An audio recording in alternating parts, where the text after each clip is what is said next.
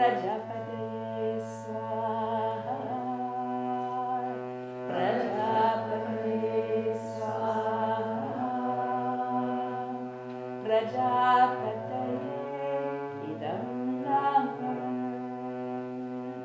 Prajapataye Idam Namah.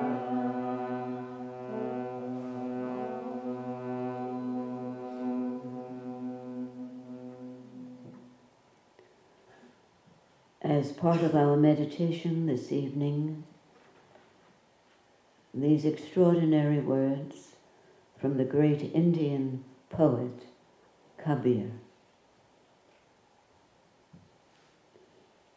A million suns are ablaze with light. The sea of blue spreads in the sky. The fever of life is stilled, and all stains are washed away. All of this happens when I sit in the midst of that world. How blessed is Kabir, that amidst this great joy he sings within his own vessel.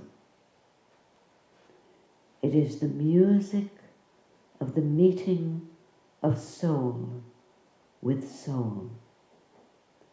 It is the music of the forgetting of sorrows. It is the music of the forgetting of sorrows.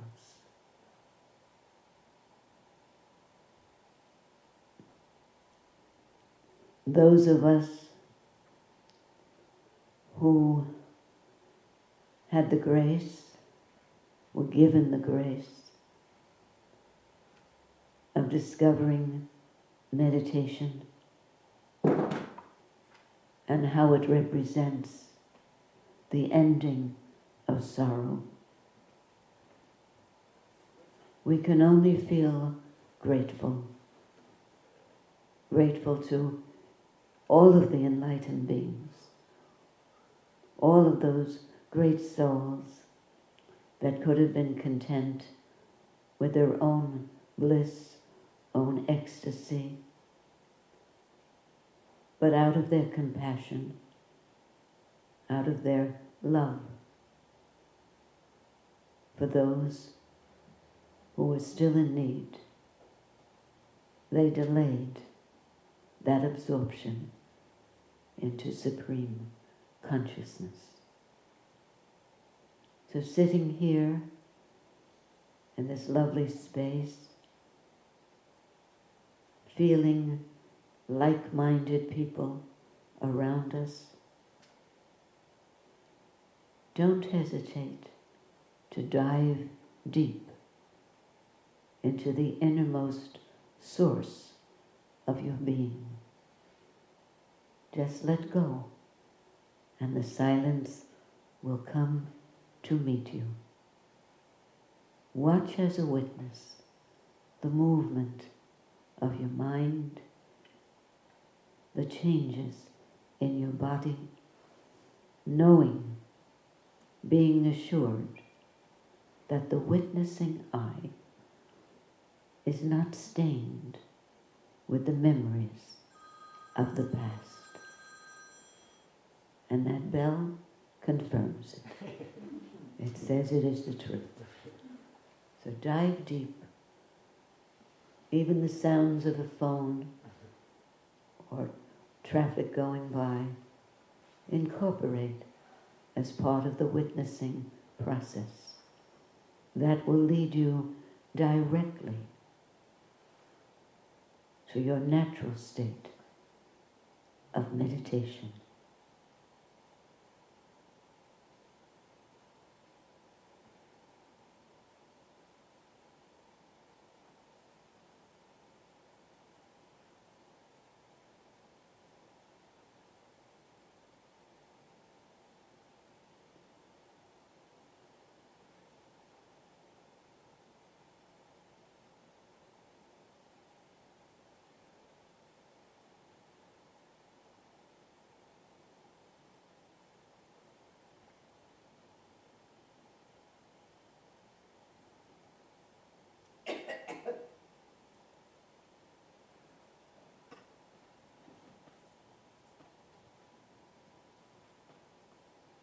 cold to come and sit with us. Hello, Rick. You made it. It's something when you make a big move. You move from one apartment to another today, and he ran here after moving, because this is the home you'll never have to move from. So pay attention. It's Guruji's birthday weekend, and as I said during meditation, I didn't know that was coming. But anytime we remember him, anytime we feel that our life has been changed because of having contact with his teachings, his vision, his love, it feels as though he was born again, that day, that minute. So when I thought about it, and I should never have thought about it, when I thought about it regarding what is the right program, what should I read tonight, and I realized that after 50 years, I'm very shy about talking about him, because how do you talk about something, someone who's beyond your understanding? They operate, all these enlightened teachers operate on a completely different level. So I decided what would be wise of me, that I could never miss with a program like this, is to have enlightened people talk about enlightened people. They would know. So, Saraswati, Zaina, I should say, Zaina, I worried the whole time how you were able to get your food tonight with your foot. You were able to have dinner? You fed your foot? Because we said a prayer for you tonight. So I have 3 really, truly wonderful readings. Short ones, so we can have a complete program tonight. We have such nice things planned. And they're all, starting with Kabir, of course, they're all describing the indescribable. I think I should start with, this one is only, they're all very short, but there are stories around them.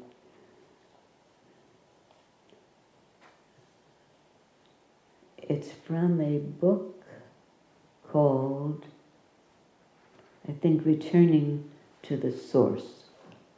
Or, wait a minute, it might be Tao, the 3 treasures, but it talks about masters. And you've all had a master, but you don't remember, some of you, because it was some other lifetime.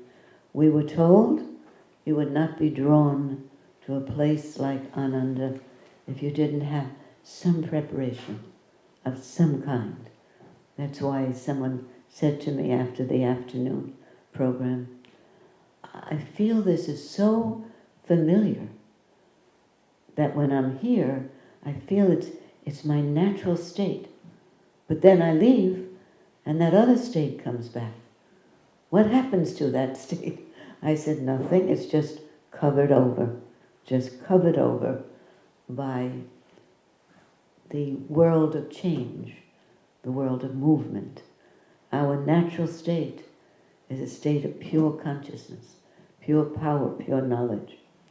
So this is what one master says about another, or about all masters. It tells about Dun Nun, who was a great Taoist master. Dun Nun always moved hidden in the garb of a beggar. And he had even emperors as his disciples. One disciple asked him, a very rich disciple asked him, why do you move as a beggar? I don't understand that. Why do you mix in the common masses and crowds? This is not good, because you're a great master. This is not good for you to do this. Dun Nun is reported to have said, a master is by his nature a master.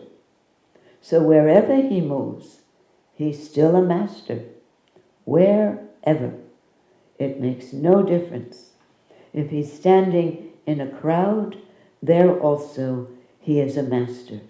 He is a master, and he is functioning, and the crowd is being transformed by his presence, just by his presence.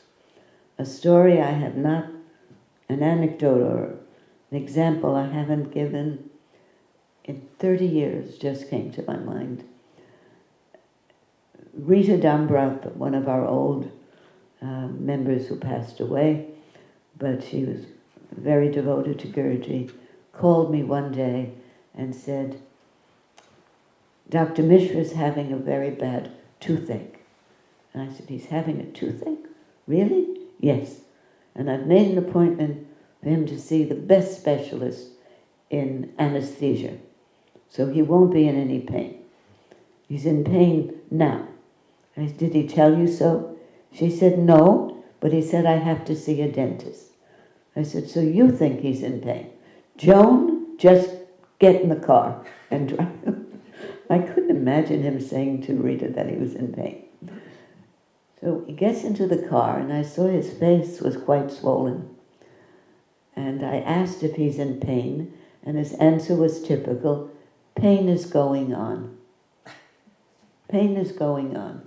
Not that he was in pain, but pain is going on. So I said, well, Rita said she found the best dentist who is wonderful administering anesthesia. He said, I will not have anesthesia. He will pull tooth and I will not have anesthesia. So I said, Dr. Mishra, Dr. G, you have to have anesthesia. It's infected. It's got to be, you have to have. Well, what happened? We arrived at the dentist's office and he went to wash his hands and I ran in and I said, he doesn't want anesthesia. And the dentist said, of course he doesn't want. He's getting anesthesia, ma'am. I saw his face. So I said, but he doesn't want it. He said, he will need it. He will get it. And the assistant to the dentist went to the, not the hygienist, dental assistant, and Guruji came and she put cloth around him. And then she ran out to me and she said, who is he? I said, he's a great yogi. My teacher's a great Sanskrit. I was upset that she was taking it. She said, I looked into his eyes. You can drown in those eyes. I said, please go back and take care of him. And she went back, and it was only about 15 or 20 minutes. And he came out, and he was holding an ice pack on his things. I said, oh good, he had the anesthesia, because he's now feeling something. Well, no, he didn't have anesthesia. They pulled the tooth that was badly infected. And I could see he was shaken. But, all right, got into the car. And I had a little Volkswagen, so we were right next to each other. And I said, you didn't have the anesthesia? He said, no, I wanted to experience this. I allowed pain to have the body. I wanted to experience what others experience. Because he said, many times people in my country cannot afford anesthesia, so they have to have that. I wanted to see. I've never had an infected tooth before. I said, Guruji, you're very brave. He said, no, body is very powerful. Body is very powerful because it's a, I never forgot it. He said, because it's a cruel business. It's a cruel business that we put this body through, right? It's a cruel business. When you, especially, most of you are young, so you'll see, you have yet to see, that the body is very courageous to endure all it does after the age of 70. All kinds of things come. But he's always been an example for us. And what reminded me, even in the dentist's office, with his face swollen and in such, what they thought, apparent pain. The dental assistant looked into his eyes and almost passed out. So a master is a master wherever he goes, even in the dentist chair. And don't think the dentist did not learn something from that visit by an enlightened being. He saw that Guruji had great compassion for his body, but that he was a doctor, medical doctor himself, a scientist. He wanted to experience what ordinary people have to go through so that he could have even more compassion. So when it is said, this is Rajneesh Osho speaking, if he's standing in a crowd, there also he is a master. He is a master, and he's functioning as a master. And the crowd is being transformed by his presence, just by his presence. He also wouldn't take any pain medication. The dentist put it in my hand, but not in, I don't know what he did with it, but he didn't want it. It is said that in the Quran, Muhammad says that a master should go, it is said in the Quran that a master should go to a rich man's house.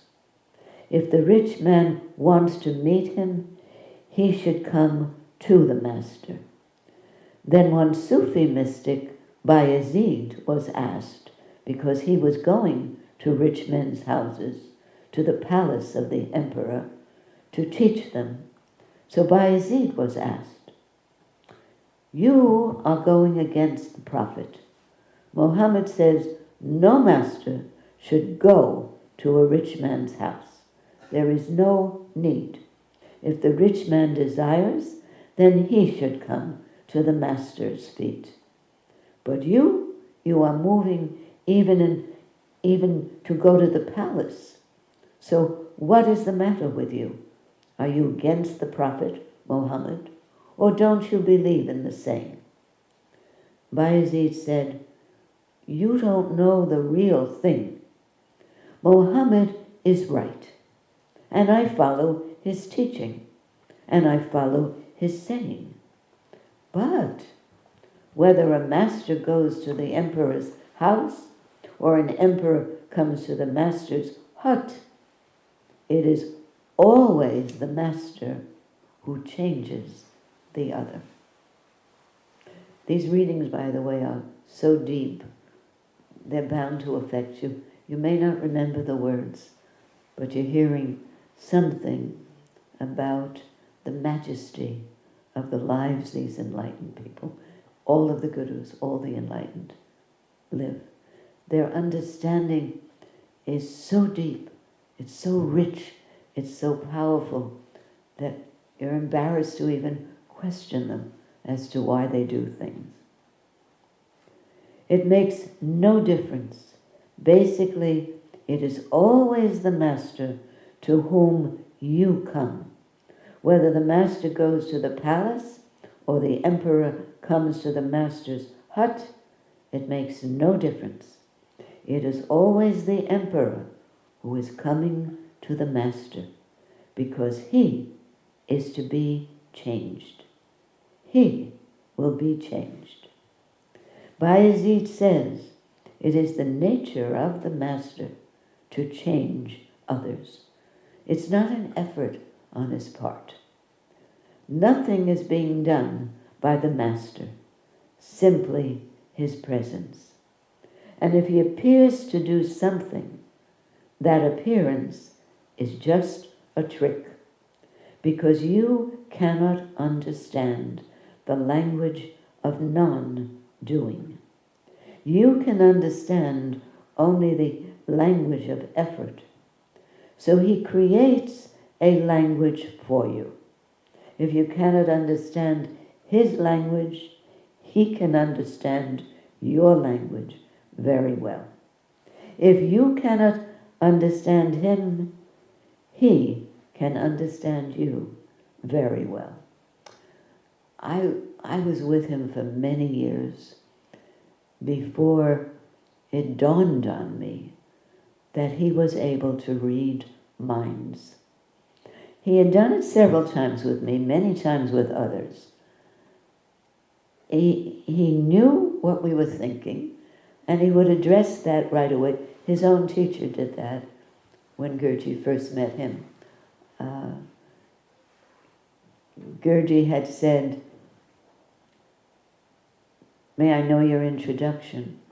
He was meeting his teacher for the first time, and his teacher said, "Yes, I was born in Shahajnapur district, and I had this mother, her name, and father, and I lived in this street." He said, Guruji said, wait, sir, you're giving my introduction, not your own." He said, "Is not your introduction my introduction?" And Guruji was astonished by this. And in fact, his teacher let him know that he was aware years ago, Guruji had been to guru after guru after guru, and none of them seemed powerful. I don't know his reason, but he wasn't satisfied. I'm not sure why, but he just didn't feel that that was his Sadguru, the one who would transform him. But he came to this one. One of his patients thought that he would need to meet him, that would be important. So he brought him. Guruji kept the cab waiting. He was so sure he'd be disappointed again. Told the cabbie, "I'll be out in a few minutes." And then his teacher had to remind him, "Go out, your cab is waiting, pay the cab and come back in." He also said to him, "Don't you remember your prayer that the guru that you want is someone who eats less than you do, sleeps less than you do?" And he named all the conditions that Guruji had set up. Guruji said, "I'm no longer looking for a guru. I will now just go directly to the highest, the Supreme God." He said, "Because nowhere have I met anyone who sleeps less." He said, and his teacher said, "I sleep less than you do. I eat less than you do." He didn't sleep at all. He only ate occasionally. Great big man. So our gurus, and according to the gurus, we've had gurus in different forms. We had a guru in different forms. Never abandon us.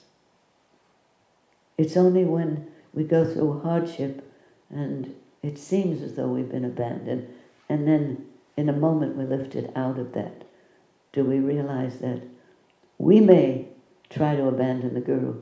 The guru cannot do that. Cannot give up. You might hear it soon in the next reading. It was Guruji's tradition, I guess, on the occasion of his teacher's birthday, he would tell the most glorious stories about him. And these stories have been recorded, that Guruji told, and transcribed into a book called The Pulsation of Godhood.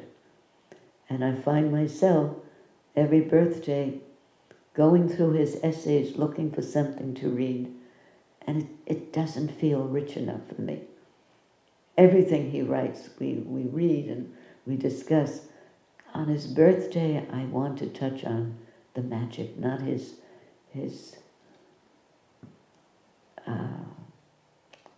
state of pure knowledge. I want to, through these stories, I don't even know which ones are going to come, but through these stories I want to be open to whatever comes so that you could feel that that excitement is still here. That magic is still here in this ashram. If you come here in one condition and you leave in another, you've gotten this. It's invisible, but you've gotten that grace, that blessing. Bayezid says, it is the nature of the master to change or transform others. It's not an effort on his part. Nothing is being done by the Master. Simply his presence. And if he appears to do something, that appearance is just a trick. So he gives you whatsoever you can understand. And by, your understanding grows. And one day, you really come to the point when you can understand a master. And when you do you know what will happen? When you finally understand, take a guess. What do you think will be your first reaction when you get it? When you understand? Come on, come out of the box. Because it's not what you expect. Intuitively. Osho says laughter. Osho says laughter. Who's talking to me? You are right, John. You'll start laughing. Now, it's one thing to remember what he says. It's another thing to start laughing. That's the next step. We have to have that understanding so that we realize all our own efforts had to stop before we could be in that state where we understood that the Master is effortless. Then we become one with that presence. And it's a big joke. We make such a drama out of our lives. We do. Guruji had, can you imagine if we had an infected tooth and somebody said we had to have it pulled without anesthesia? Would you be laughing? No. But how wonderful to be able to do that, let the body endure it, just so that the compassion for others could be increased. That's how they are. That's why they're capable of giving unconditional love. It says, I'll read this last part, it's the final paragraph of this. You really come to the point when you can understand a master, and then you will start laughing, because he has not done anything, but you will feel so grateful in that moment, because without doing anything, he has totally transformed you. Now I'll tell you one more story, because I am watching the time, KK. Being very careful of time tonight, because KK has Kamalkand has a wonderful slideshow to show. He does every birthday. It must have been in the 80s, Dharmadev, you correct me. And this story just came to me 10 minutes ago as I was reading. It's a true story. It was during a particularly good period for our family. Our son had found work that was serving people. He was enjoying his work, finally satisfied with his life. And Dharmadev and I were very happy coming to the ashram, and we were enjoying the teachings immensely, and Dharmadev was working also as a manager, enjoying helping people on the job. He was a good manager. Everything was going fantastically. Guruji was in San Francisco, and Guruji writes a letter to me. And he never wrote a letter like this. He said, Jansuval, this is just to warn you that in a few months, everything's going to go dark for you. Everything that is going well now is going to collapse, and this will go on for a number of years, especially affecting your son. I said, why is he telling me? Everything is perfect now. And even if it is going to be bad, let us enjoy until it happens. That right? Do you agree with that? Yes, everybody should agree. So I'm ashamed of it, but I wrote that to him. I said, "Dear Dr. G," or Guruji at the time, Guruji, I said, "I appreciate that you wrote this warning for me." I'll tell you what he wrote, what I should do. I said, "But I wish I'm telling the Guru when to tell me so. I wish you had waited till it was a little closer, because we've never been so happy. And now you wrote this, and we'll have months of anticipation how bad it's going to be." I said, "Please don't do that." Now he had put in his email, he said, "What you should do is stay very close to ashram. Go more often and plunge into the teachings and meditate 3 times as much." He said, "It won't change anything, but you'll feel very much better." He didn't say we'd feel very happy, but better. How kind of him. He didn't have to do that. And what did I do? I wrote back and said, "You shouldn't have done that. I'm telling the Guru what he should do." So he writes back, "I haven't done it before, and I will now follow your suggestion, and I will never do it again. I did it out of kindness to prepare you, because you need to be prepared for what's coming." Oh, this is terrible. What is coming? Well, it wasn't so much that it was terrible. It was pretty bad. But it was that everything we had counted on turned around. Our son had invested in something that was a sure thing, something that had been a reliable stock for many years, and he convinced his friends, because our son is very brilliant in that area, he convinced some close friends to invest a lot of money.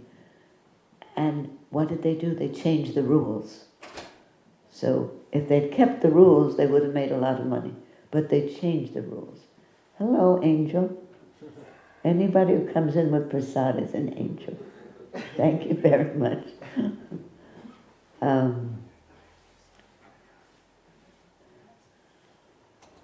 Well, it not only happened, but it happened at a time when things should have gone right for our son, because he was going up and everything was blossoming. Everything he touched, relationships, jobs, investments, through some strange happening, collapsed. Everything. And he's not a person. He met Guruji when he was 6.5, so he's always been lucky. But listen what happened. To show you that the Gurus work in mysterious ways indeed. It wasn't a few years. It was about, how many years? About 5 or 6, right? Where none of us was able to turn anything around. None of us. He brought more. You've earned your wings. Thank you. It occurred to us that it was very important that we keep the trust. Because we were the role models, we were the founders, we were the disciples, and Guruji was away through a lot of that. So we were on our own, and somehow we knew, because our son was going through so much more than we, that we had to just be strong and not lose the trust and keep on our life just as it had been. We went to the ashram. I listened to Guruji. We went more often to the ashram because it wasn't easy. We were both working at the time. But we did. Years later, our son must have been in his 40s then. We were visiting him, as we just had done. And we reminded him of that period. And he said, Mother, that period was so important for me because I watched you and Dad and I saw that you never wavered. You just kept on your life the way it had always been for you, and it became a holy experience for me. He said, I needed something like that to restore my own conviction. He said, because it's very easy when nothing is going right.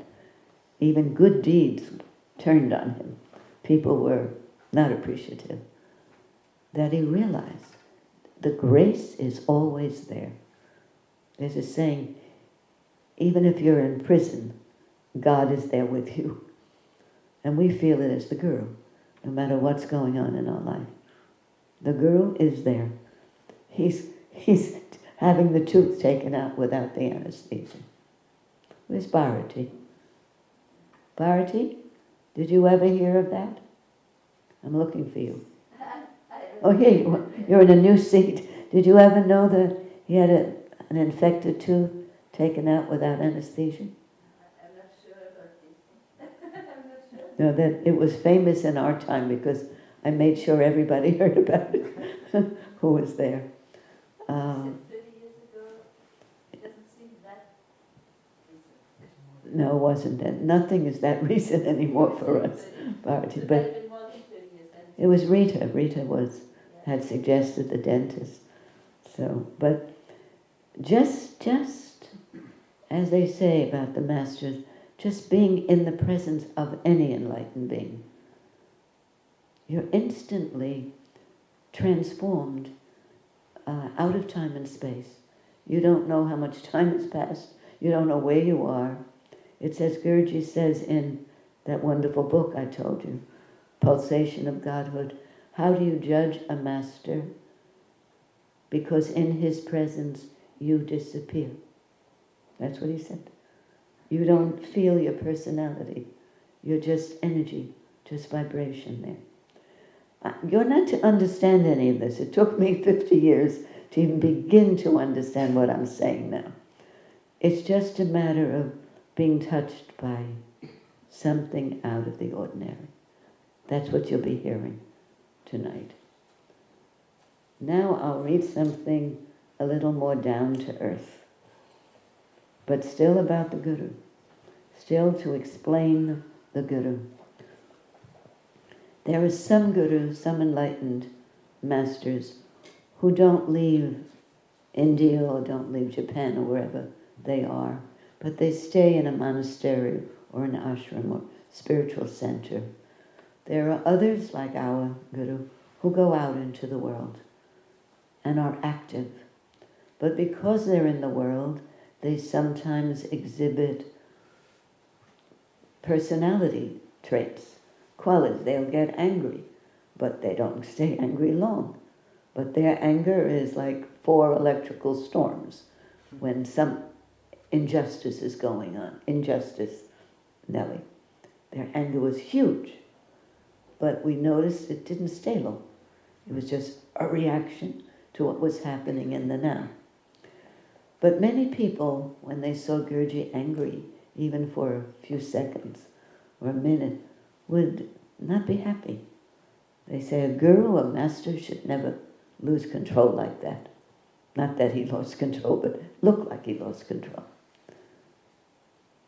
Or a guru shouldn't treat one person one way and another person another way. He should be equal-handed in everything he does. Everybody trying to understand the Guru with the mind. And our mind can't go there where the Guru is. We have to understand that. That's why I didn't try to comment my own comments, because it's 50 years that I've been with this Guru. And the more I'm with him, even in his formless form, the more I feel I'm not qualified to describe him. You can't. He cannot be described. So here is a conversation, 1 page long, from the great book I Am That. When someone asked Maharaj, if you don't have that book, even if you're brand new, I think you should have it in your home. For the time when there's no place else to turn, there's no one you can call, and you have that book, you look through the titles, you'll find exactly what you need at that time. Great scholars have thrown away all their other books except the holiest books. Once they read that, they keep going to it. Here's the conversation. Questioner: must I not examine the teacher before I put myself entirely in his hands? Maharaj: sure, by all means, examine. But what can you find out? You can find out only as he appears to you on your own level. Questioner: well, I shall watch. I shall watch whether he is consistent, whether there is harmony between his life and his teachings. Maharaj: I want to repeat that.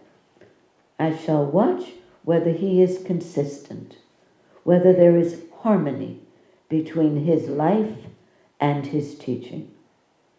Maharaj: oh, you may find plenty of disharmony. So what? So what? It proves nothing. Only motives matter. And how will you know his motives? Questioner: well, I should at least expect him to be a man of self-control who lives a righteous life. Maharaj: oh, you'll find many of those, and they will be of absolutely no use to you. A guru can show the way back home to your real self. What has this to do with the character or temperament of the person he appears to be? What has this to do with the character or temperament of the person he appears to be? Does he not clearly tell you that he is not the person? The only way you can judge is by the change in yourself when you are in his company. If you feel more at peace, happy, if you understand yourself with more than usual clarity and depth, it means you have met the right man. I didn't drink from this. Who's coughing? Does someone need water? I'm good, John. Oh, you're coughing. Do you have water? I'm good. You know, your coughing sounded like it's right here. You're a very delicate cougher. Okay. But you have water. Okay. That's funny.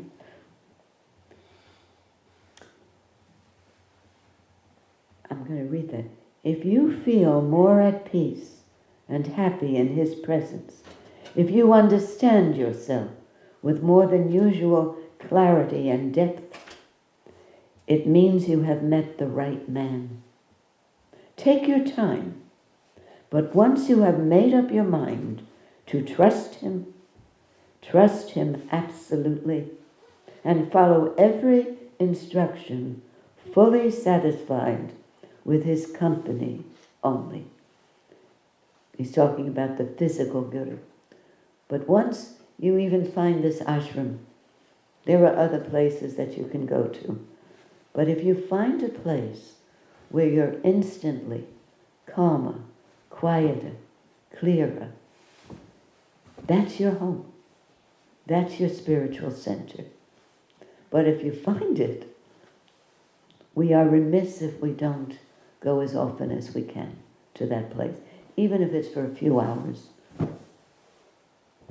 Just to come home again. Home, where there's always that presence of unconditional love. You can't miss it. It says, take your time, but once you have, take your time, but once you have made up your mind to trust Him absolutely, and follow every instruction, fully satisfied with His company only. Satsang alone, satsang means in the company of truth, company of truth. Satsang alone can also take you to your goal, provided it is unmixed and undisturbed. But once you accept somebody as your guru, listen, remember, and obey. Half-heartedness is a serious drawback and the cause of much self-created sorrow. This was a very practical guru, and he's saying if we do something halfway, it leads to sorrow. If you do it, you do it. There's a Zen saying, if you walk, walk, don't wobble. If you eat, eat. If you drink, drink, but you must do it totally. If you trust, you trust. You don't have doubts. Or if you have them, know that it's your problem, not the Guru's. Once you accept somebody as your Guru, remember and obey, because half-heartedness is a serious drawback and the cause of much self-created sorrow. The mistake is never the Guru's. It is always the obtuseness and cussedness of the disciple that is at fault. Remember what I wrote back?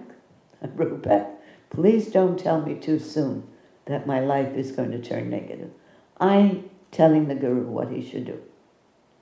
But the outcome of all that pain and struggle and doubt and disappointment sometimes, sense of abandonment, resulted in our sons finally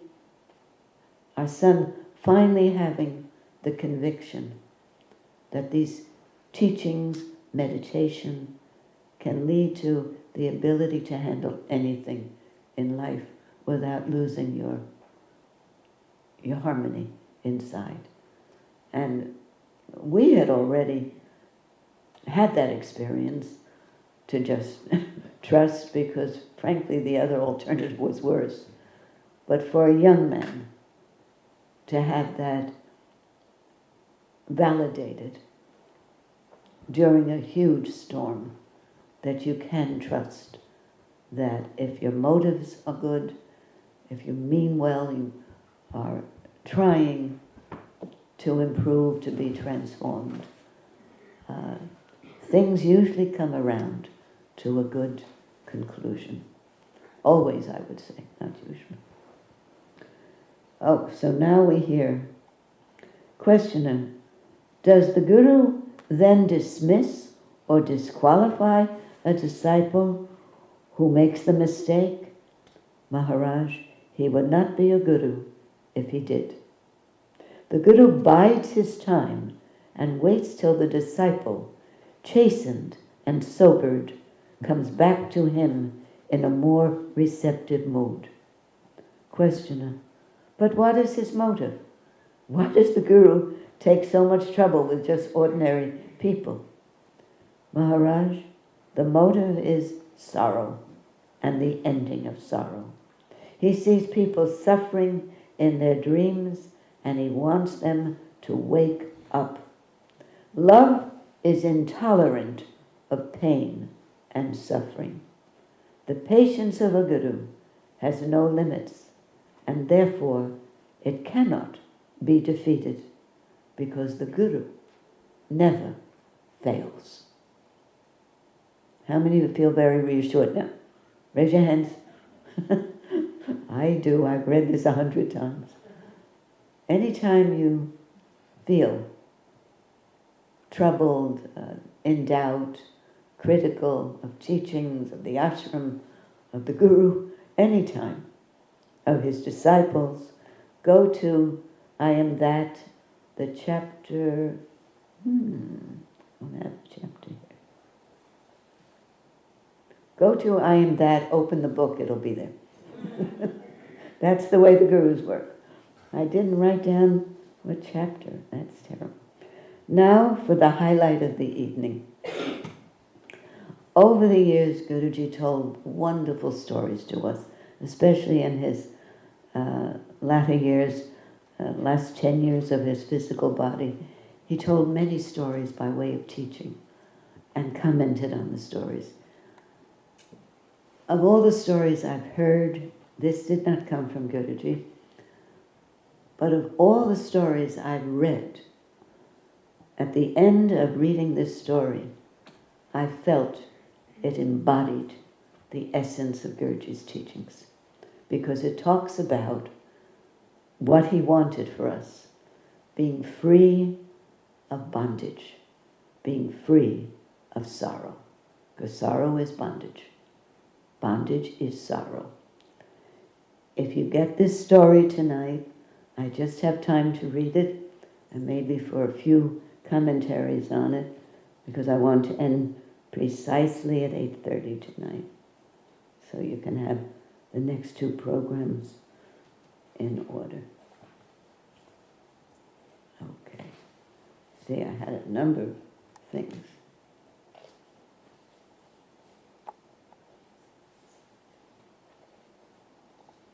It'd be terrible if I forgot it after that big build-up, but I know I counted it tonight.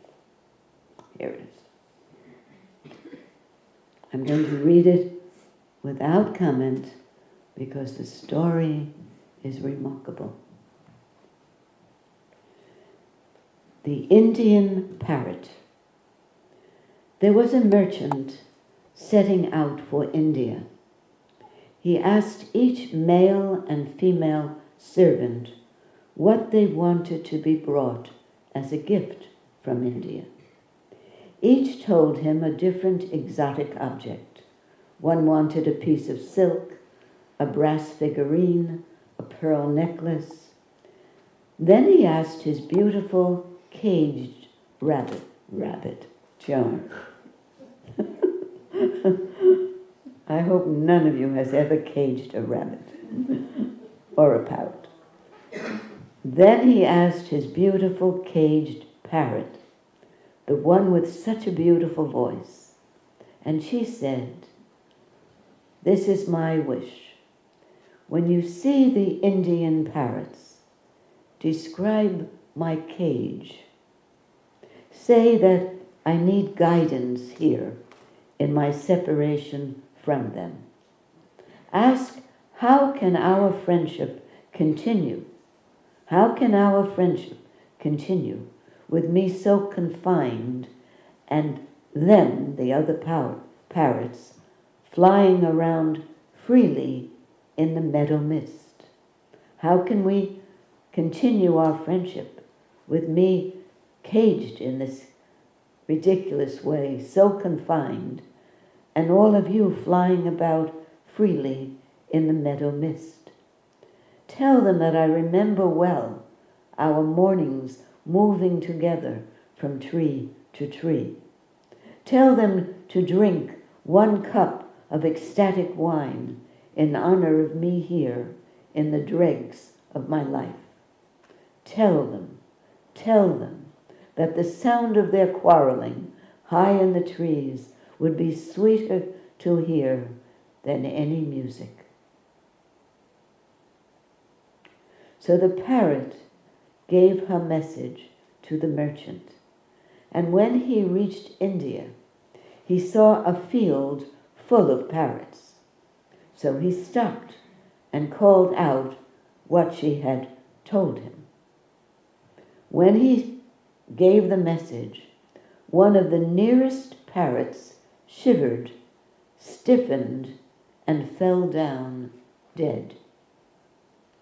The merchant felt miserable, and he said to himself, "This parrot is surely a relative to my parrot. I shouldn't have spoken. I shouldn't have spoken." He finished his trading and returned home with the presents for his workers. When he got to the parrot, she asked for her gift. She said, "So, what happened when you told my story to the Indian parrots?" He answered, "I really don't want to say. I'm afraid to say. Master, you must say. You must. When I spoke to your Indian parrots and I told them your complaint, it broke the hearts of one of them. It broke the heart of one of them. She must have been a close companion or a relative, because when she heard about you, she grew quiet and trembled and died." As the caged parrot heard this, she herself quivered and dropped to the cage floor, dead. This merchant was a good man. He grieved deeply for his parrot, murmuring distracted phrases, self-contradictory words, cold, then loving, clear, then murky with symbolism.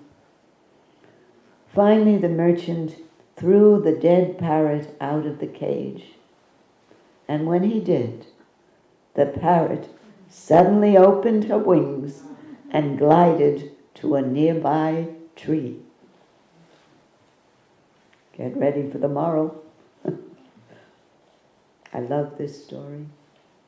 It's our story. The merchant then understood the meaning, the mystery. Sweet singer, what was in that message that taught you this trick? My fellow parrot told me that it was the charm of my voice that kept me caged. Give it up, was the message, and be released. The parrot told the merchant one or two more spiritual truths, and then bid the merchant a tender goodbye. May God protect you, said the merchant, as you go on your new way. I hope to follow you soon.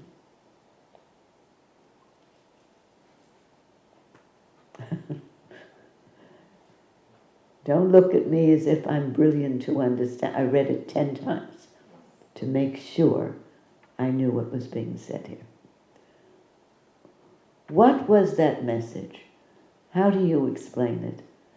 He said it was your charming voice that kept you in the cage. Give it up and be released.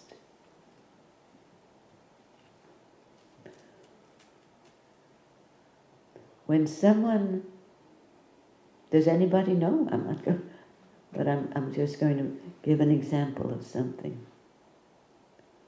I've heard it given in Taoism that a tree that is dry, has no juices, no value whatsoever, is never cut down. A dead tree is never cut down. It's only trees that give the syrup, that give the fruit, they are cut down because they have some value, or at least they're valuable as wood, but people don't go to the dead trees because those trees crumble. So, what does it mean for us that if you have some charm, some value, it will serve as your bondage and not allow you the freedom? Think about it.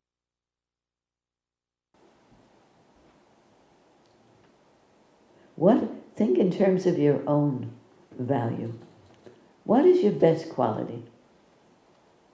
What's your best quality? Don't tell me, but what is your best quality? Is it your mind? Is it your form? Is it your face? Is it your charm? Is it your talents? Has us in a cage because people need us. Every disciple here, everyone knows that the happiest time that we ever had at the ashram was when we came, sat in a program, and nobody knew us. That was lovely. It was us in the dining room. But found out in any organization, in any spiritual center, that you can type or cook or wash dishes or lead hatha yoga, what happens? It changes. I'm looking at a new member, Rick, here. He looked so content when nobody knew him. He came to every program, and then we started asking, what's your name? How often have you been attending programs? It changes. When you're not known, if you go into a new city and you're by yourself. So take a deep breath. And now as you breathe out, release all the language, all the words.